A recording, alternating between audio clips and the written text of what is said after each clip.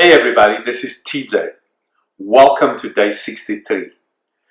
On course with this week's theme of keeping out everything to do with momentum, I'm going to talk about something that is kind of interesting. And have you ever had this experience where you say, when I have the perfect body, then I'll be happy. When I make so much money, then my life will work out. If I have the relationship, then everything's gonna be perfect. And then you have the experience of actually achieving it, and it doesn't end up that way. Now, what I call that is the road to nowhere. And I know all about the road to nowhere because how I've experienced it time and time again until I had the shift was in the world of bodybuilding.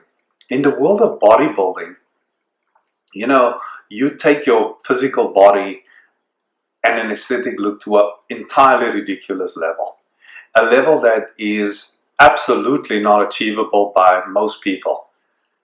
Most of the population will never get to that level. And it's not a thing that I'm saying out of arrogance, it's just a fact.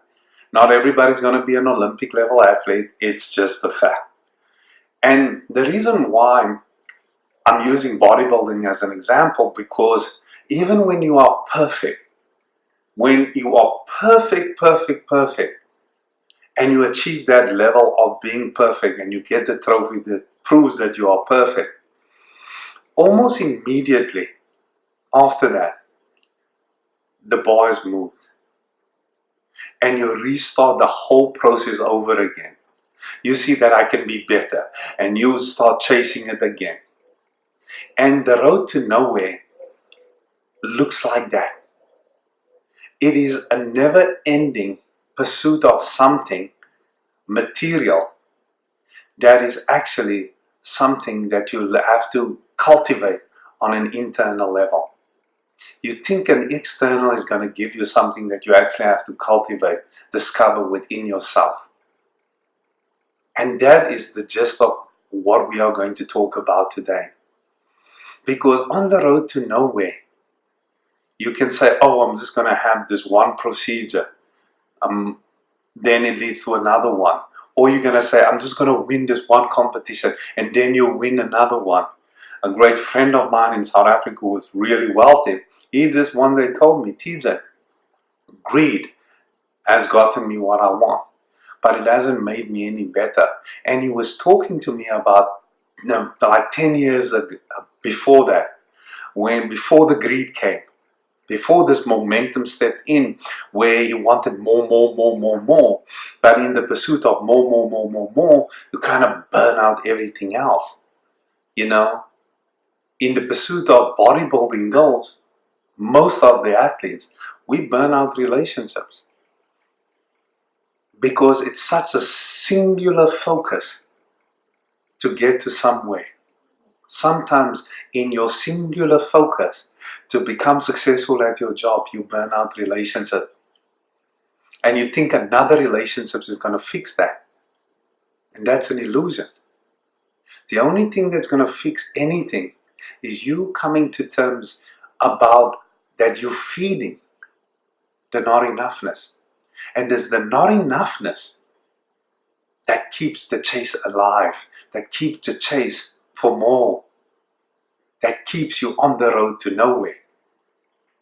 And everyone that is watching this video has had that experience. This is one of those primary experiences that we all have, that we think that the one next thing is going to contain all the joys and all the peace and all the happiness that we've ever wanted.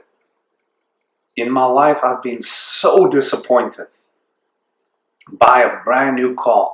This is the car that you always wanted, but you're buying it out of your not enoughness.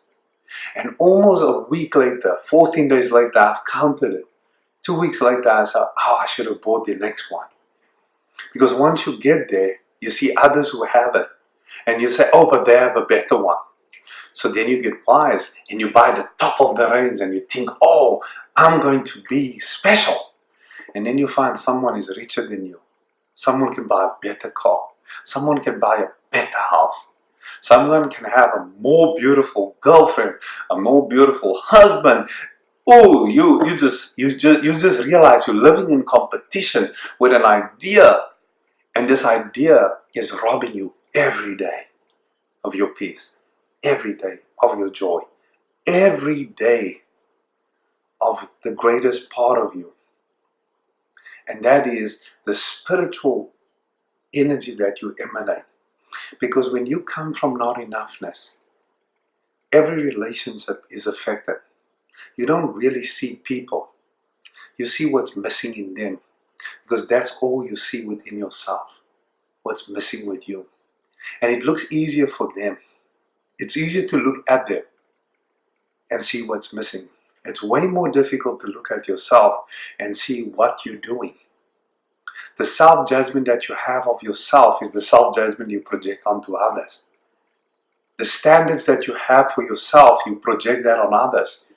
And then it's easy to judge others. And there's certain people that are even easier because they will always perform according to spec. All that I'm saying today is that become aware of what drives the thing that you want to create in your life. And if that driver holds the promise that your life is going to be better when you get there, be aware. Because you may possibly be feeding this from your not enoughness. If you cannot make this moment the perfect moment, no moment in the future is going to be perfect. And I encourage you to really explore this and have fun with this. Until I see you again, have a fantastic day. Cheers.